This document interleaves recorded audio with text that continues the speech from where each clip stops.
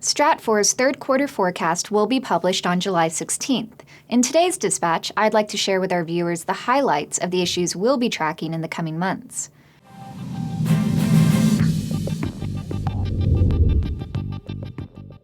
There are three critical areas of the world that are undergoing major transformations. Europe is, of course, at the top of that list. The media will be engrossed with the speeches that followed countless EU summits on how to deepen EU integration and alleviate the crisis. But the issue that we'll be focused on is the growing divergence between France and Germany.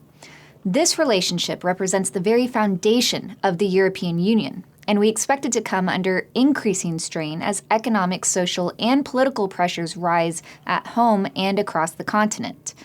These pressures are not to the point where we expect the Franco-German relationship to break this quarter, but the divergence between these two powers will become a lot more visible. At the same time, we'll continue to see persistent calls for deeper EU integration to calm the markets and give the appearance that the European elite will overcome their national differences to find a solution to the crisis. Bear in mind that integration is defined very differently depending on where you sit on the continent.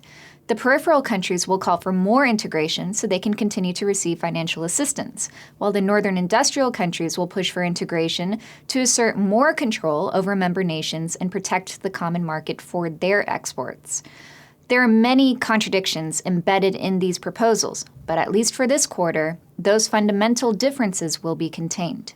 The Middle East will also garner a great deal of attention this quarter as a US-backed regional campaign against Iran intensifies. Military posturing and sanctions rhetoric will continue, but we don't expect a military conflict in the Persian Gulf. The center of attention will be Syria, where the Alawite regime's Sunni patronage network is starting to melt away. The Alawite core is still holding together, but as high-level defections increase in the coming weeks, the probability of a palace coup will also rise.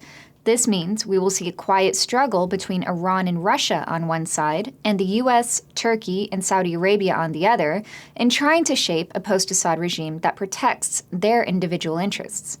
Turkey will be cautious in its policy towards Syria and will shy away from unilateral military intervention. Meanwhile, Turkey will be making some very quiet but strategic energy moves in Iraq to roll back Iranian influence. We'll also be keeping a close eye on China. The Communist Party leadership is attempting a very tough balancing act between managing an economic slowdown and trying to ensure a stable leadership transition later in the year. The Bo Xilai case that grabbed a lot of attention and raised serious questions of party unity this past quarter will be dealt with decisively this quarter as the party tries to shore up its credibility.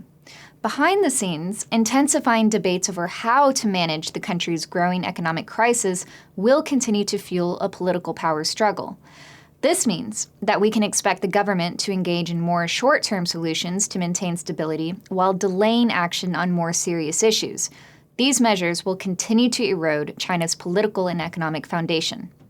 Our third quarter forecast covers many more issues, from Russian activity in the Baltic states to US negotiations with Pakistan and the Taliban to Venezuela's impending political transition. Watch for the full release July 16th, and we look forward to your feedback.